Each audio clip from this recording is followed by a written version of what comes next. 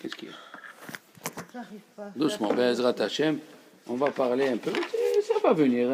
Moi aussi, j'ai mis du temps. Ne crois pas que. Moi, ça vient va vite. pas s'arranger. Non, ça va s'arranger, Inch'Allah, ça va s'arranger. Je sais pas, il faut que j'aille à Vous avez dit à Madame Labi, aux autres? Oui, Bon, alors, On a quelle dit, journée, mais quelle ça- journée nous sommes. Le 30 le 30. Voilà, si Dieu veut. Et alors, donc, vous avez compris pourquoi on fait, une des raisons pourquoi on fait Vezot Aberacha. Hein, Ah, c'est pas bien, Rachid? oui. Amen. Pourquoi on fait Vezot Aberacha au milieu de la semaine? Pourquoi il ne prend pas un Shabbat? Pourquoi on ne lit pas le Shabbat? Parce que, après un mois de fête, on a tellement fait la fête, on s'est tellement sanctifié, que la semaine, on l'a rendu comme Shabbat. On l'a rendu Vezot Aberacha. On l'a rendu C'est-à-dire la semaine. Au milieu de la semaine, on a lu Vezot Aberacha. Ouais. Et pourquoi on n'a pas lu Shabbat, cette paracha? Pourquoi on l'a lu Au milieu de semaine. On l'a lu au milieu de la semaine. Ouais. Parce que après un mois de 51 jours, Anna Oshi Anna, Na c'est 51, après 51 jours depuis le Rosh Chodesh Elul jusqu'à Rosh Hashanah Rabbah, qu'on a fait 51 jours, on s'est tellement élevé dans une élévation, on était avec Dieu. On savait même pas si c'était mardi, mercredi, tellement on était, Barakallah, où on était, le sourire, on remercie Hachem, surtout les femmes qui se sont tuées à recevoir les invités visibles et les invités Surtout invisibles. Les Ushpizin, Abraham, Isaac, Yaakov, vas-y. Et jusqu'au dernier jour, Simchat Torah, encore le summum. Oui. Alors la semaine, elle s'est élevée, elle est devenue comme Shabbat. La paracha, elle n'a pas besoin de Shabbat. Toute la semaine, Tellement on a élevé. fait Shabbat. C'est pour ça qu'on ne peut pas Tachanoun pendant tout le On ne fait pas Tahanout tout le mois, jusqu'à mardi, mercredi, qui est Rosh Chodesh. On fait ni lundi, ni demain, ni mardi, ni mercredi, qui est Rosh Chodesh. Non, on ne peut pas faire jamais. Ah, mais quand même, ça enlève les mauvaises choses. Les dinim, vous savez que le mot dinim, ça veut dire les mauvais décrets. Les mauvais décrets. Et quand tu fais Tahanoun, tu enlèves le mauvais décret. Tu enlèves les mauvaises choses. Il n'y a pas pire pour un accusateur que quand le pécheur lui-même il dit oui j'ai fait. Alors le juge il dit à l'accusateur sors, il dit ce que tu dis va le dire sors. Et après on s'arrange avec Dieu. Tu as compris? Pour ça, Là, pendant la semaine. chaque jour quand tu avoues le matin et le soir, tu dois dormir, ton âme elle doit dormir pure, sans péché, rien. Voilà. Pour ça on fait le tachanoun le matin, on fait un mincha et on fait le soir. Ça enlève les mauvais décrets. Chaque tachanoun que tu fais, il enlève un mauvais décret. Et oui, et on le fait avec les 22 lettres, les 22 lettres de l'alphabet. Hachamnu, Bagatnu, Asalnu. Et après, il y a des fois 24, des fois on ajoute deux fois la même supplication. Ça enlève les mauvais décrets. On le fait 2 fois. Ouais, des fois, surtout la mère. Les mamans, la colonne de nuée n'a pas quitté les femmes, même pendant le désert. Les Juifs, quand le 17 Tammuz, on a fait le veau d'or, oui, eh ben la colonne de nuée a quitté les Juifs, sauf les femmes. Les femmes, la colonne de nuée est restée chez eux. C'est pour ça que ce n'est pas une mitzvah obligatoire, la soukha, comme la matzah. La matzah, ils ont passé la misère, les Juifs et les femmes. On leur a tué leurs enfants. Alors, après, et eux aussi, ils sont obligés de manger la matzah. Mais à Sukkot, c'est pour les Hanan et Kavod, c'est pour les colonnes de nuée. Et la femme, elle n'a pas fauté. Donc, les colonnes de nuée sont restées. Et alors, la femme, elle n'est pas obligée de manger dans la Soukha.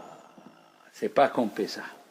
Comme ça, il a répondu le Hatam Sofer. Parce que. On doit faire l'effort quand même. Mais bien sûr.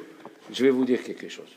Vous savez, dans chaque mitzvah, selon la Kabbalah, je vais vous raconter un petit peu de Kabbalah. Je ne connais pas beaucoup de choses, mais ce que je sais, je vais vous le dire. Vous savez, un verre. Il y a le dedans du verre, il y a l'extérieur du verre. L'intérieur du verre, les enfants, il est limité. Vous voyez qu'il y a un cercle, c'est limité. Et l'extérieur du verre, il est illimité.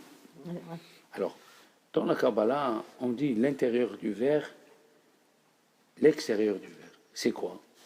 L'extérieur du verre, il s'appelle Or Makif.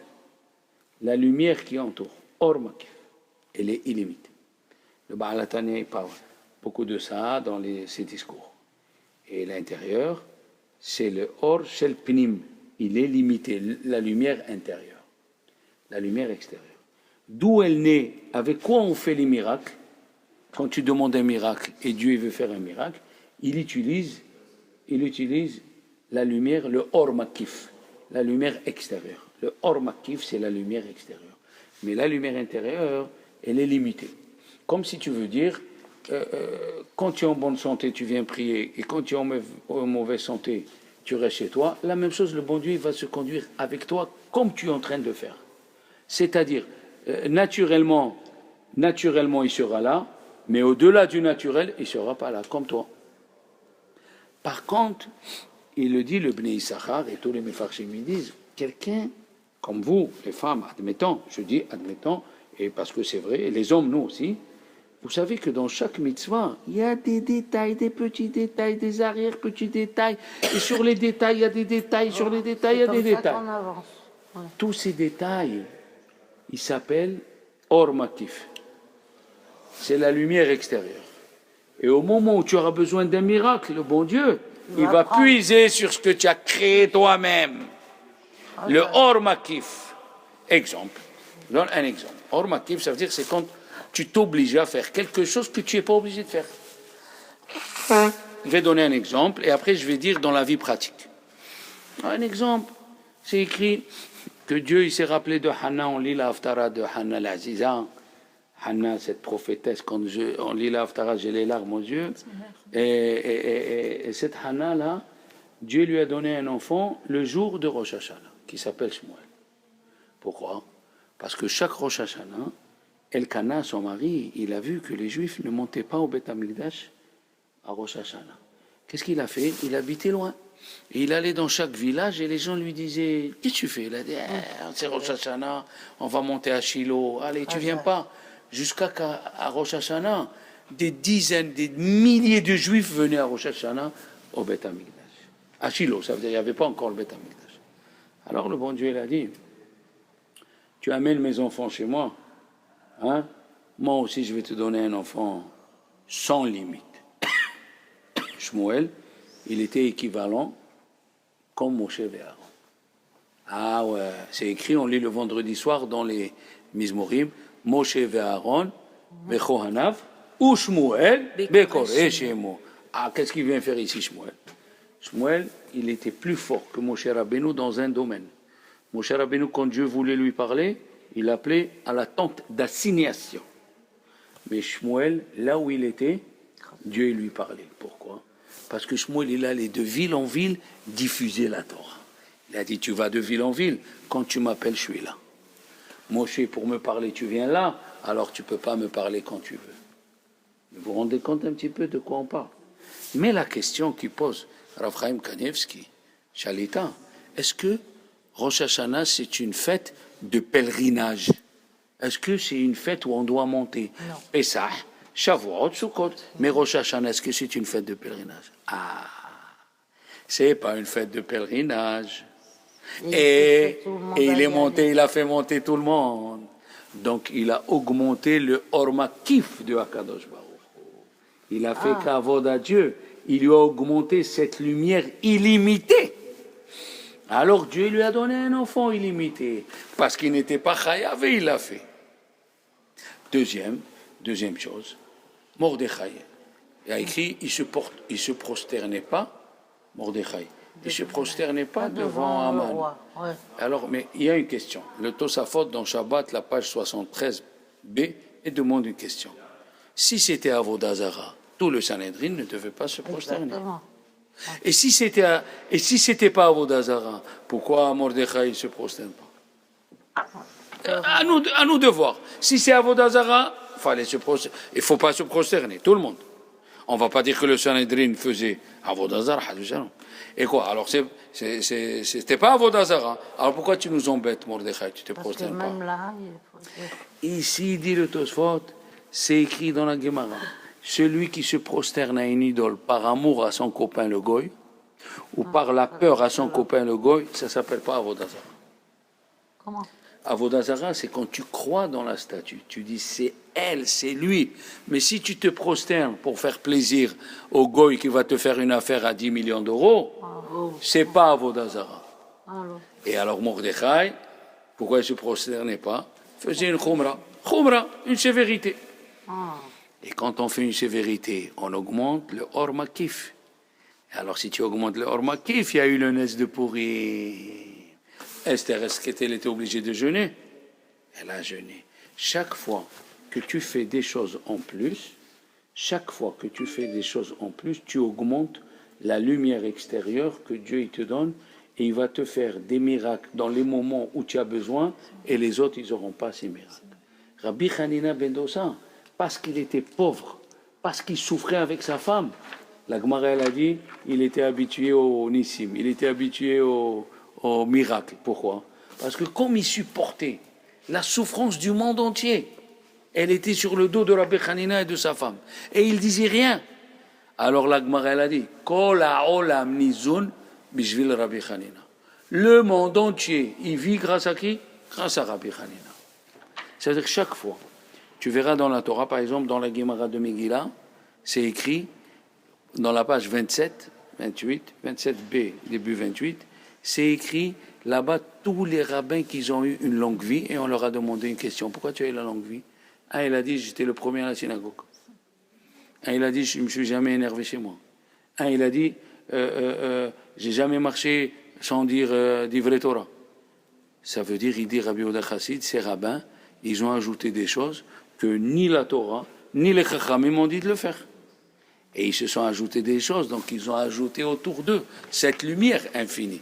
Alors maintenant, si on parle dans la pratique, on va voir la pratique. Quand tu vas faire Shabbat, tu peux mettre une nappe et au revoir. Non, dans la nappe. Et dans la nappe, j'achète une nappe où il y a des dessins. Et ces dessins, c'est des dessins qui sont comme ci et comme ça. Et dans chaque détail que tu fais, l'Ichbot Shabbat, que tu fais pour la mitzvah, chaque détail, tu t'ajoutes ce Or Makif qui dit, comme ça il dit le Bnei Issachar, chaque détail, les Khumrot qui font les Chachamim, chaque détail que tu ajoutes, par exemple, on prend le Lulav. Quelle est la mitzvah de Lulav? Tu prends le Lulav. Et vient les Chachamim nous ont ajouté des remuer.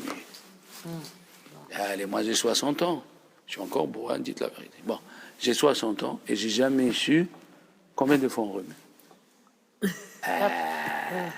À chaque fois qu'on prend le Lulav pour remuer, alors on fait en haut, en bas, devant, à droite, à gauche, derrière. Ça fait 1, 2, 3, 4, 5, 6. Et chaque fois, c'est 3. Ça fait combien?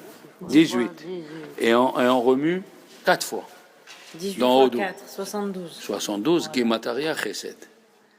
Ah, tu ajoutes, quand tu ajoutes, tu n'es pas capable de le faire.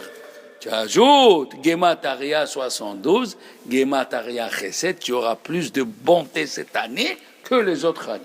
Amen. Tu vois ça? Et tu sais qu'à Tétouan, au Maroc, les femmes, ils prennent le lulav et ils font la bracha. À Tétouan. Mon grand-père était rabbin. Les Ashkénazes, ils font. Mon arrière-grand-père, ils sont de rabbinim de Tétouan. Ils sont enterrés là-bas. Tous les rabbins, ils ont écrit des livres sur des grands livres chinois. C'est pas des Cohen ton nom de famille? Non, c'est Ben Oliel. Ben Oliel. On avait à Rabat la famille Ben Oliel, des juifs pieux. Quand je dis pieux, la femme, le mari. Tétouan, ils sont là-bas. Bah, les misvot. Oh là là, combien il a fait de misvot en cachet de celui-là? Alors la même chose. C'est des kabbalistes ou pas? Qui? Oui. Il a dit alors. Et quand tu fais, la misva cachée, non, dans le détail caché, non seulement tu augmentes le Or Makif, mais la récompense de ta mitzvah, elle viendra de Dieu, pas d'un ange. Tout celui qui fait les mitzvot en public, il aura la récompense de l'ange. Et l'ange, il peut choisir de te diminuer. Tandis que celui qui fait la mitzvah en cachette, il a la récompense par Dieu. Prenons autre chose. D'accord? La prophétesse Déborah, qu'est-ce qu'il était son mari? Ahmar. C'est un âne. Qu'est-ce elle a fait? Elle lui a dit, viens. Elle lui faisait les mèches. Elle lui dit, amène-les au Mishkan pour l'allumage de la menorah. Il est devenu intelligent. Elle a ajouté quelque chose que personne ne lui a dit. Eh bien, le fait qu'elle l'a fait ça elle augmente le Or Makif, son mari il est devenu chef d'état-major de l'armée d'Israël en son temps. Ça veut dire chaque fois que tu ajoutes quelque chose dans les mitzvot de la Torah, pourquoi tu deviens aimé par Dieu? Parce que quand tu fais les détails, c'est une preuve que tu aimes la chose. Quand tu ne fais pas les détails, c'est une preuve que tu veux, comment on dit en français? Bâcler. Alors on a dit Or Makif, Or lumière Makif, extérieure. la lumière Et extérieure. l'intérieur, Et la lumière intérieure. La lumière intérieure. comment on dit la lumière intérieure? Or shel pnim, la lumière intérieure. Il y a le Or Makif et le Or Panim. Celui de l'intérieur, il est limité. La lumière de Or Panim et Or Makif. Et plus tu fais des choses, même chaque détail que tu fais dans la mitzvah, tu mets la serviette. Non, tu vas acheter le rang pour mettre la serviette dans ce rang en plastique. Tu dis non, maintenant j'ai les moyens, je ne veux pas le rang en plastique, je veux le rang en argent. Chaque détail que tu ajoutes dans la mitzvah que Dieu il te donne, tu ne peux pas t'imaginer qu'est-ce que tu ajoutes. Pourquoi nous, quand on étudie le Chot Shabbat, ou bien le Chot Tefillin, il y a des détails. Et pourquoi on doit se casser les pieds? On a demandé, il y a un kabbaliste, il n'a qu'à jeûner une semaine et il demande à Dieu qu'est-ce qu'il faut faire, qu'est-ce qu'il ne faut pas faire. Non, le fait que tu te tues à faire un détail sur un autre détail, c'est la preuve que tu aimes la chose. Chaque fois que tu fais quelque chose, tu veux faire le pain. Bon, tu n'as que de la farine. Non, tu veux mettre dessus les nigel comme ça. Tu veux mettre les grains de sésame. Tu veux mettre dedans l'anis. Tu veux... pour embellir la mitzvah. Chaque fois que les Juifs... si on met de l'anis dedans, ça fait pas maisonnote. Du pain. Oui, ça fait pas maisonnote. Tant qu'il n'y a pas le sucre que tu goûtes dans ta bouche, le goût du sucre, c'est pas maisonnote, c'est motzi. D'accord? Voilà. Et alors, c'est ça ce qui est important. Important, c'est tous ces choses-là qu'on fait. Et tu vois chaque fois dans la Torah, tu vas voir que les grands maîtres, tous nos grands maîtres, ils embellissent la soukha avec des petits fruits, des petits machins. Le fait que tu fais ça, tu montres que tu aimes la mitzvah. Il y a des rabbanim qui cherchaient des talit pas faits à la machine. Tu sais que le gros tissu, là, le rectangle, il est fait à la machine. Et il y a des chassidim, les admourim, ils cherchent les talit faits encore à la main, avec comme le ça. métier à tisser à la main. Avec le métier à tisser. Pourquoi? Il y a le Or Makif. Il y a plus de choses qui se font quand tu fais le Or Makif. Mais ça existe encore? Ça existe encore, mais c'est très très rare, il paraît. Ça existe chez les derniers juifs qui étaient en Afghanistan. Il y avait à Tunis, on les appelait Kemo Tunsi. Ça s'appelait Kemo, d'au moins Talit Kemo Tunsi. Oui. Il y a qui font, par exemple, les téfilines. On a du cuir. On peut faire le tannage à la machine. Il y a qui cherchent le tannage à la main. La matzah shmura, on a parlé là. Tu peux prendre une matzah et... Non, il veut la matzah. Surveiller depuis la moisson, depuis ça. Surveiller, même moudre le blé à la main. Nous, on veut la matzah shmura de dire... Me'adrin mina me'adrin. Ça s'appelle Me'adrin mina me'adrin. Et où on a trouvé ça? Dans Hanouka aussi, on va parler de ça. Le détail dans le détail. Il n'était pas obligé. D'abord, pense à ouvrir un hôpital pour les blessés et donner un mot. Non, ils ont voulu voir. Quand ils ont les Hashmonaïm, ils ont construit le deuxième. Avant de reconstruire le deuxième tombe, ils ont voulu voir est-ce que le Or Makif va revenir ou pas. Shimon HaTzadik, le jour où il était Kohen Gadol, il a allumé la menorah, elle est restée allumée 40 ans, jusqu'à qu'il est mort. Tellement il était d'une puissance. Et c'est pour ça, quand on va chez un tzaddik ou un admour, ou quelqu'un qui étudie la Torah jour et nuit, et il prie pour nous, comme il étudie la Torah jour et nuit, il a le Or Makif qui est beaucoup, et il donne une partie à celui qui vient prier. Tu as compris maintenant? Et ça, c'est très important. C'est très, très important. Le Or Makif, on l'augmente. Par exemple, tu as fait Havdalah. Qu'est-ce que tu fais après Havdalah? Eh bien, Melavé Malka. Non, avant Melavé Malka. Avant Havdalah, quand tu bois le vin et tu éteins la lumière, qu'est-ce que tu fais après? Tu trempes tes doigts et tu le mets sur les yeux. Il faut éteindre la lumière. On éteint la bougie avec le vin. Oui. Oui, c'est ce que je veux dire. Et après, on trempe les doigts. Eh bien ça s'appelle Shiore Mitzvah. Les restes de la mitzvah. Ces restes de la mitzvah, ils t'éclairent les yeux que tu as perdus pendant la semaine. Si pendant la semaine, tu as perdu un 6e ou un 5e des yeux, en regardant le verre de Kiddush dedans et en trempant les doigts et les mettre sur les yeux, tu retrouves ce que tu as perdu. Pourquoi? Parce que tu fais quelque chose que tu n'es pas obligé. Est-ce qu'on est obligé de mettre les doigts? Ah. Est-ce qu'on est obligé de remuer le loulav? Non. Tout ce que tu fais que tu n'es pas obligé de le faire, tu ajoutes le ormaki. Non, mais vous allez comprendre pourquoi. On s'en doute un peu. Quand on fait une mitzvah avec cœur, on fait tout ce qui soit fait. Quand on ne fait pas, C'est qu'on ne pense pas à la mitzvah. Quand tu fais ta tefila, tu t'habilles bien, tu es propre, tu nettoies la place. Moi, je viens vendredi après-midi, je dis à ma femme, elle est venue, la femme de ménage, elle me dit oui, je dis qu'est-ce qu'elle veut? Je me remets pour que quand je viens, la maison, elle brille de la Shekhina.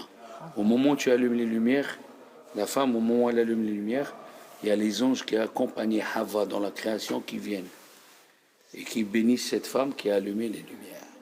C'est pas n'importe quoi. Au moment où la femme allume les lumières, et la maison, elle est belle, elle est bien faite. Il y a la Shekhina qui est là et les anges qu'elle avait, Hava, ils viennent en ce moment, ils élèvent cette femme. Les gens, s'ils savaient la signification du Shabbat, la signification de ce jour-là qui est saint, qui nourrit toute la semaine. Pourquoi c'est écrit Dieu, il a fini? Comment on dit il a fini? Pas fini.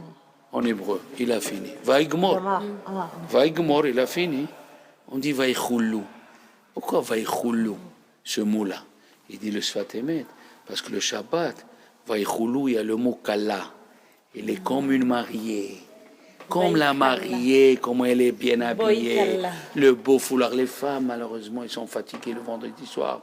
Ils sont habillés en pyjama. C'est pas joli.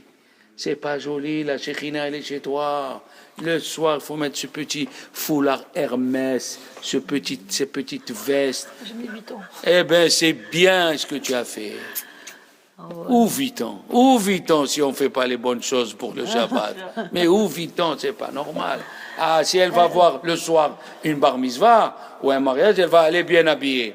Mais tu comprends pas que le Shabbat, c'est ton reflet.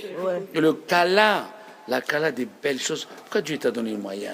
Les belles choses, les beaux fruits, tout ce que tu achètes, les chbot Shabbat, la kidusha du Shabbat, elle rentre dedans. Vaïchoulou, le monde entier attendait le Shabbat. Le monde entier. Si on savait, si on pouvait faire parler les meubles de chez nous, ils nous auraient expliqué comment ils vivent grâce au Shabbat. Comment la semaine, elle vit grâce au Shabbat. Ce jour-là où on vient dire à Dieu, c'est toi qui as créé. Tu comprends? Parce que l'homme, il se fait plein de soucis. Comment je fais? Je vais faire mes Yom Tov. Je vais faire mes Shabbat. Monsieur, pourquoi tu as cette question? Parce que tu sens que tu es patron. Mais tu n'es pas patron, tu es un gérant. Le vendredi, il faut prendre les clés de ton cabinet, de ton magasin, et tu dis à Dieu, c'est à toi. Un Richard. Il les laisse le jeudi. Un Richard, qu'est-ce qu'il a fait? Il est venu chez Chafetz Chaim, il lui a dit, Chafetz Chaim, tu peux m'expliquer? Moi, j'ai des affaires dans le monde entier. Il lui a dit, Mzal Tov. Il lui a dit, mais comment Dieu il peut m'enlever tout du monde entier, 175 pays? Il a dit, oui, c'est difficile à croire, mais par contre, il peut t'enlever à toi. Il n'a pas pensé à ça. Il peut t'enlever à toi. Donc, ça veut dire, on n'est pas des patrons, on n'est que des gérants. Quand tu viens vendredi, tu mets les clés et tu dis à Dieu, ce que tu m'as donné la semaine, maintenant je vais me concentrer à toi. Tu t'imagines, tu prends le vin. Le vin, la Gemataria, c'est 70. Et on dit, Yom HaShishi, Vaichulo HaShamayim, c'est Yut Ke Vav Ke. Oui, Yut Ke Vav Ke. Toi, tu as attends, moi j'ai la machine. On va faire, regardez les enfants. Yut Ke Vav Ke. 26. 26. Ok. 26, une minute. Yahin, c'est 70. Oui. Et Yud Ke Vav Ke 26. Alors, on va Ça faire. fait 96. 26 fois 70, Ouais. Oula. 1820. Ah, c'est pas pareil. Eh bien, il y a 8820 noms de Dieu dans les 5 livres de la Torah. 1820. Oui, et au Ouais, moment où écrit. tu Je croyais fais, qu'il y avait... Ah, et au moment où tu fais Il le y a kiddush, écrit 1820 fois dans la quand tu, Torah quand le tu- nom quand- d'Hachem. quand tu fais le kiddush, sur le vin, ils viennent les 1820 noms de Dieu pour te bénir que tu fais le Shabbat. Mais tu t'imagines la force? C'est quoi cette force-là? On ne peut pas s'imaginer, Mazé à Shabbat. mais c'est le nombre de noms de Dieu. Dieu qui est écrit dans les 5 livres. Ah, écrit. Oui, oui, oui, oui. Parce que sinon, il y a 70, c'est ça?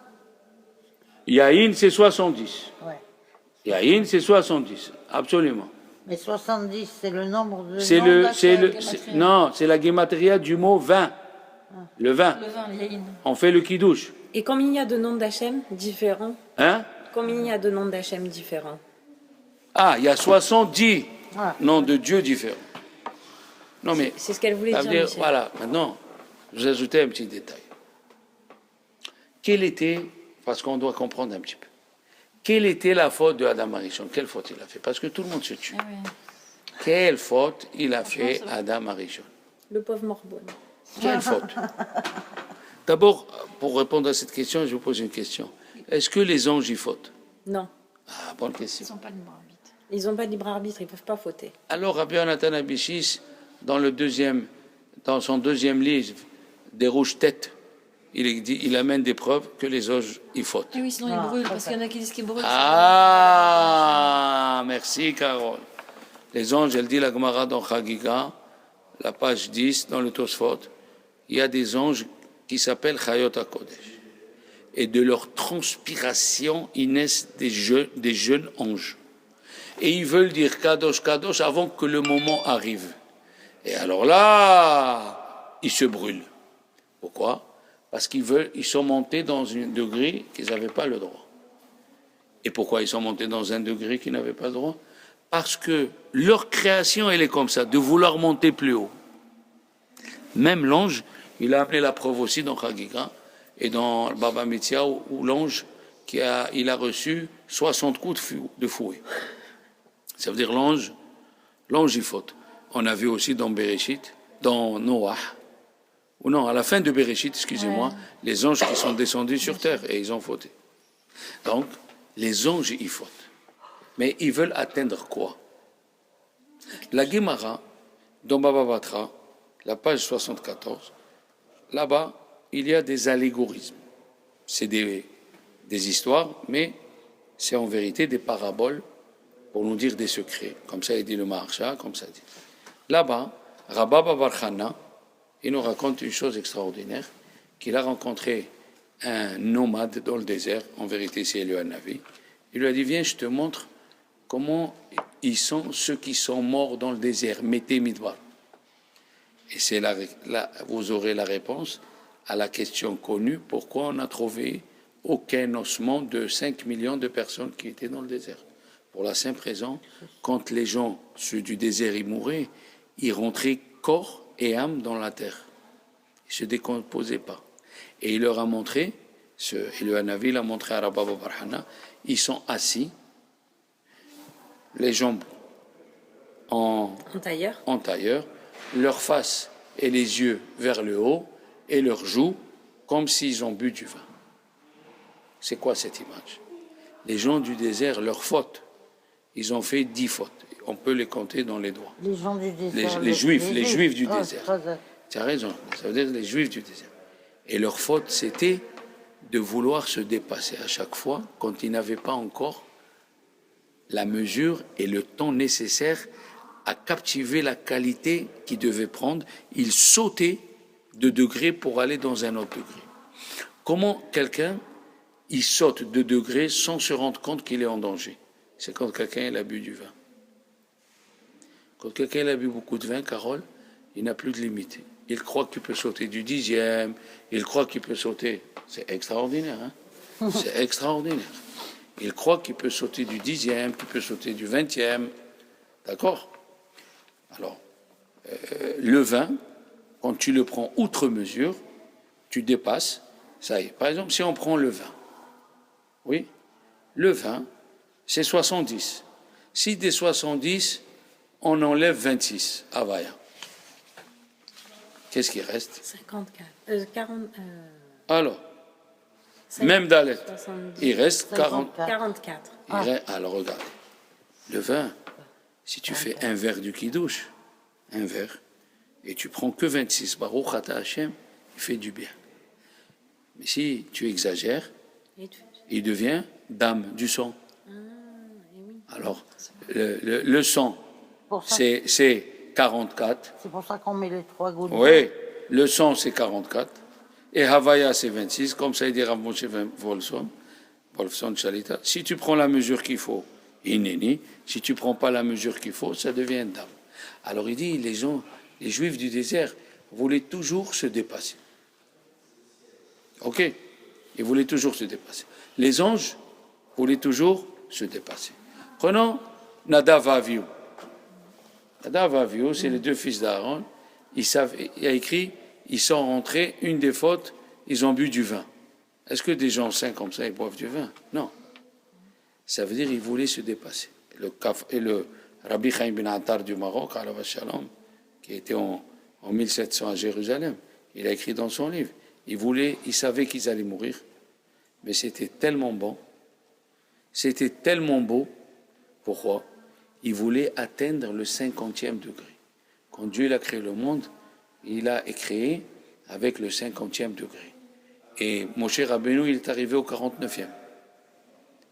Comment il a entraîné Dieu à Moshe Rabbeinu pour mourir? Il lui a dit, viens ici, tu vas rentrer au 50e. Il lui a dit, viens mourir au Har Nebo. Et pourquoi tu nous dis qu'il s'appelle Nebo et qu'il s'appelle confiture? Nebo, Nun, c'est 50, Bo. Viens dans le 50e degré. Har Nebo.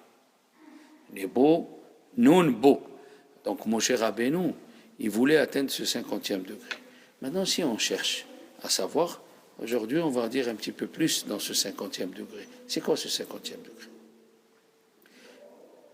Moshe Rabbeinu, il a demandé à Dieu, il a prié, Har eninait kebodecha, montre-moi ton honneur. Et elle dit la Gemara que Moshe Rabbeinu, il a demandé à Dieu pourquoi il est tzaddik et il vit bien, et ce tzaddik qui est le même que lui, il vit mal. Comment? Lama tzaddik vetovlo, fait lama tzaddik veralo. Il lui a dit, Dieu, ça fait partie du 50e degré. Le jour où tu veux atteindre le 50e degré, ton âme, elle ne peut plus rester dans le corps. Comprendre l'origine, d'une même origine, il peut sortir du mal, et d'une même origine, il peut sortir du bien. Ça, Dieu, il lui a dit, tu l'atteindras qu'à ta mort. Alors il lui a dit, tu verras ma nuque et tu ne verras pas dedans. Et Rachid dit, tu verras le dalet des téphilines. Et le Khatam Sofer, il a donné une explication fantasmagorique. Il a dit, quand tu vois un homme avec les téphilines, tu vois le cube et ils sortent de l'anière. Donc, ça rejoint la pensée de l'homme, le mal et le bien. Mais si tu vois par derrière, les deux lanières, ils se rejoignent dans le dalet. Ça veut dire, toi, tu veux connaître l'origine du même endroit d'où il sort le bien, d'où il sort le mal. De ton vivant, tu ne pourras pas. Alors maintenant, si on réfléchit un petit peu, les enfants, il dit Rabbi Yonatan Bichis, si Moshe Rabbeinu voulait atteindre le 50e degré, alors Adam Arishon, il ne voulait pas de ce 50e. Il y était déjà? Il n'était pas dans le 50e. Je l'ai mis dans le... Et c'est ça, il dit, Rabbi Yonatan Bichis, c'est ça les paroles du Satan. Parce que le Ramban, dans la paracha, il dit un secret fantastique. Il dit, le serpent, il lui dit, l'omotemutun, si vous mangez, vous n'allez pas mourir. Et Dieu, il a dit, si vous mangez, vous mourrez. Ouais. Mais qui doivent écouter? Le Nachash ou Dieu? Mais Dieu. Il a dit, le Ramban, et le Nachash, il n'a pas menti. C'est Et vrai. Dieu, il n'a pas menti. Comment on colle ça? Comment on peut coller? Parce que Dieu, il dit, tu mourras, et l'autre, il dit, tu mourras. Mais tu deviens Regardez. Rabbi Yonatan Abissis, comment il est rentré dedans. Il a dit le Satan, il lui a dit à Adam Arishon, est-ce que tu sens que ta vie, elle vaut la peine? Tu luttes contre qui? tu fais rien. Parce que à l'époque de Adam Arishon, le Moré Nevuchim dit que le mal était au dehors de lui. Ça veut dire qu'il ne pouvait pas penser au mal. Regardez, est-ce qu'aujourd'hui, on trouve quelqu'un, un homme, qui a envie de rentrer dans le feu? Même ceux qui sont à la prison. Personne n'a envie de rentrer dans le feu. C'est rare qu'on trouve quelqu'un qui s'immole avec le feu. Mais c'est rare. On n'entend pas. Eh bien, Adam Arishon, de faire un péché, c'était de vouloir rentrer dans le feu. Il ne pouvait pas faire un péché, c'est pas possible. Mais la séduction du serpent, elle était là. Il a dit, même le Rav Dessler, dans le deuxième livre de Moré Nevuchim, la page 177, il essaie d'expliquer quelle faute il a fait Adam Arishon. Puisqu'il n'avait pas envie. Est-ce que nous, on a envie de manger maintenant? On a envie de manger du cochon, sans être des grands rabbins. Ça ne nous dit rien. Des mollusques, ça ne nous dit rien. Lui, il faut multiplier par des milliards. On ne sait pas de qui on parle. La Gemara, elle dit, dans Baba Batra, la page 54, elle dit que Rabbi Bana, il est parti vérifier où était la tombe d'Avraham, Isaac et Yaakov, et il mettait de la chaux pour savoir où elle était la vraie tombe d'Abraham. Quand il est arrivé à la tombe de Adam Arishon, une voix est sortie du ciel. Elle lui a dit, je t'ai laissé voir les enfants d'Abraham. Je t'ai laissé voir des mots d'Ioukni, ceux qui me ressemblent. Mais Adam Arishon, c'est ma photo à moi-même. Tu ne peux pas entrer. Ça veut dire de qui on parle? Adam Arishon, ce n'était pas n'importe qui.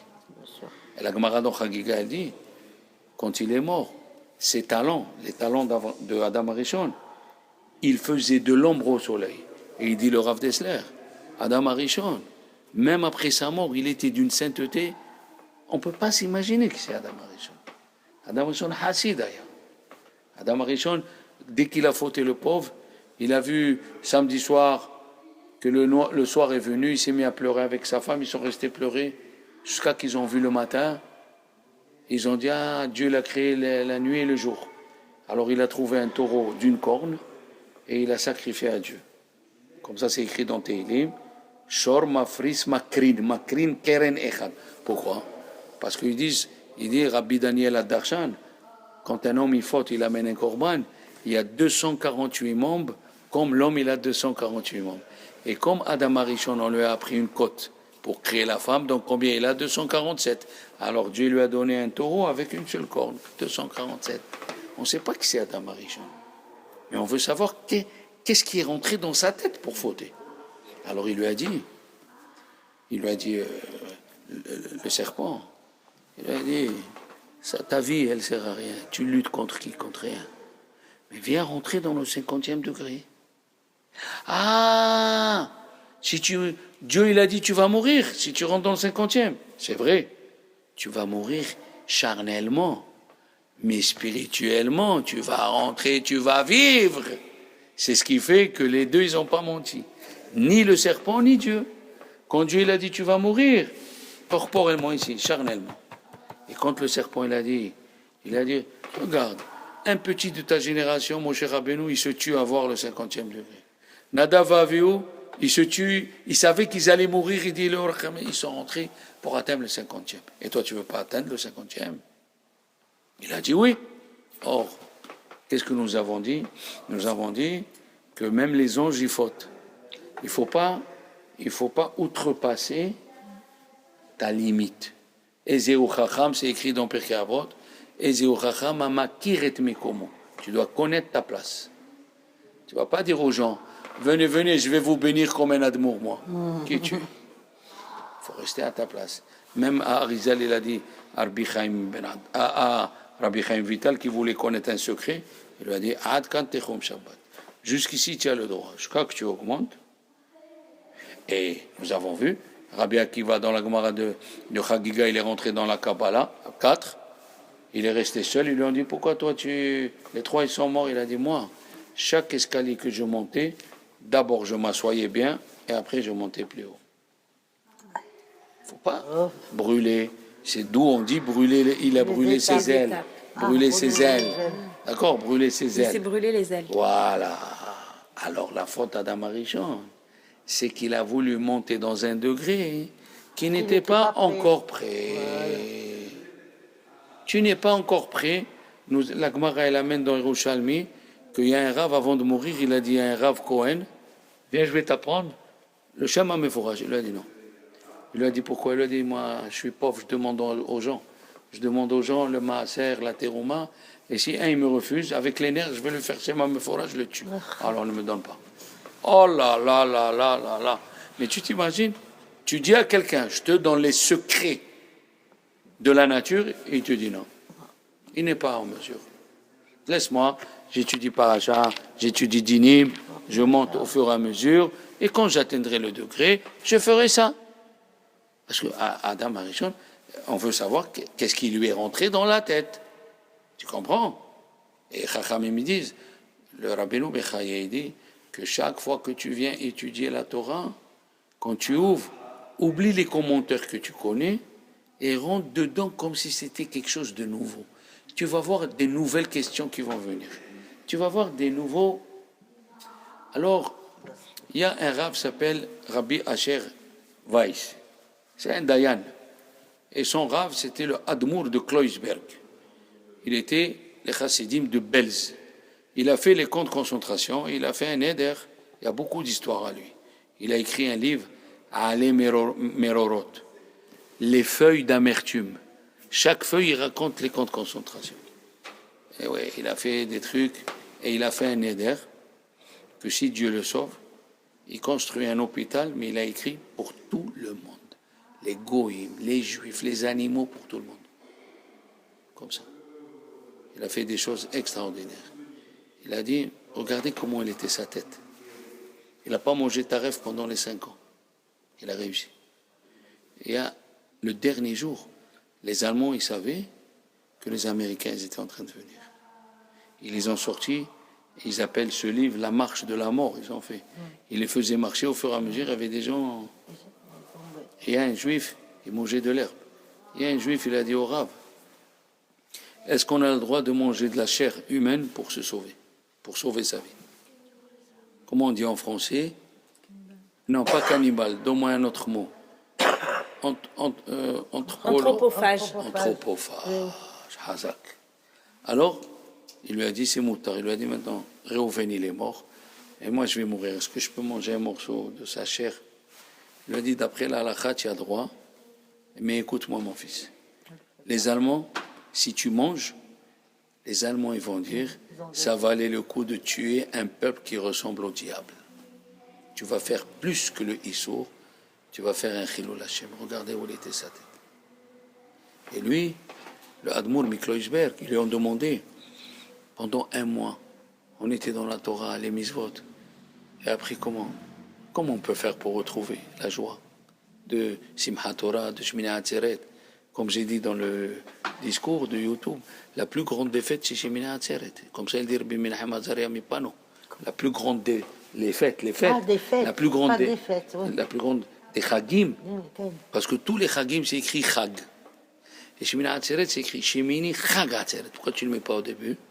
Parce que c'est la fête que tu dois emporter avec toi toute l'année. Mais on n'a pas cette joie. Comment on fait? Alors lui, il a dit, il a donné une histoire. Il a dit, il y avait un docteur spécialiste, il connaissait un patient. Il connaissait tous les problèmes qu'il a. Il lui a fait le médicament qu'il faut au moment où il est à la crise. Il vient, le patient, il voit dans le bureau du docteur, le docteur va aller aux États-Unis pendant 4 mois. Pendant 4 mois, il va aller aux États-Unis. Il ne savait plus quoi faire. Il est parti chez lui à la maison. Il lui a dit, docteur, comment je vais faire? Même si vous avez écrit le nom du remplaçant. Mais le remplaçant, il ne connaît pas tout ce que j'ai mal. Il lui a dit, ne t'en fais pas bien. Je t'ai fait une petite boîte avec les comprimés. Le jour où tu as la crise, tu prends ça. Et alors il lui a dit, le Dayan, Rabbi Asher Weiss, il lui a dit au Admour de Kloisberg, alors quels sont? Il lui a dit, les pilules, c'est l'étude de la Torah. L'étude de la Torah, elle donne aussi la joie aussi grande que la fête de Shemini Atzeret et de Sukkot. Pekoud et Hachem, Yesharim, il a dit le roi David, Mesamech élève. C'est pour ça que l'endeuillé ne peut pas lire la Torah, parce qu'elle donne la joie à la Torah. quand tu fais un cours, moi, le jour où j'étudie pas, après tant d'années, je me sens froid, je me sens flétrir, vide. Et elle a raison, Carole. Il faut forcer le Rav, il faut le séduire, elle dit la Gemara. Parce que le fait de lui dire viens, il est obligé d'aller chercher, d'aller étudier, et ça donne l'envie. On doit monter et augmenter. Quand tu sais que tu as touché le ciel et maintenant tu as les pieds sur la terre, c'est pas bien. Alors Dieu a créé les ailes. C'est quoi ces ailes? C'est l'étude de la Torah. On doit se renforcer et étudier. Alors, moi j'ai des élèves, ils me disent, je suis dans la route, je mets tes cours. La simcha dans la Torah. Chaque phrase, chaque mot, il te donne la simcha de refaire. Parce que la simcha, elle vient quand il y a de la difficulté. Les gens, ils disent, j'ai découvert ça cette année fantastique dans le livre de Rabbi Moshe Wolfson. Il a dit, Yona, il a eu la prophétie quand il est rentré dans le temple et il a chanté dans Simchat Bet HaShoeva. Mais ce qu'on ne sait pas, le Midrash dit que Yona, il a dû franchir 18 barrages. Yeroboam ben Nevat, il a fait des barrages, il a reçu des coups, il a reçu jusqu'à qu'il est rentré. Alors, après avoir perdu toutes les forces physiques, il s'est mis à chanter. Dieu lui a donné la Shekhina, il lui a donné le Roi HaKodesh. La même chose, la Souka vient du mot Yiska. Qui c'est qui s'appelait Yiska? Sarah. Sarah. Et Yiska veut dire qu'elle est pleine, elle est arrosée de Roi HaKodesh. Alors la femme juive qui s'est tuée pendant Rosh Hashanah, le chauffard, qui pour allez, vas-y, les plats, et prépare. Le mari prie, la femme, et après il y a le vent, les salades, ils s'envolent sur la... Et allez. Si on a cette difficulté-là, alors il vient le Roi HaKodesh. Alors il vient cet esprit de la Torah et qui t'accompagne toute l'année, qui te donne la joie. Comme il a dit Rabbi Yoshua ben Hanina, pendant les 7 jours de Sukkot, on n'a pas vu le sommeil. Rien qu'en chanter. Et qui c'est qui t'a pas dit de dormir? Dors? Non. Pour avoir la simha qui va t'accompagner, il faut que tu aies passé dans les difficultés pendant Sukkot, transport, amen, achète, et les boissons, et lève, et machin. Alors là, tu auras la simha qui va t'accompagner. Allah.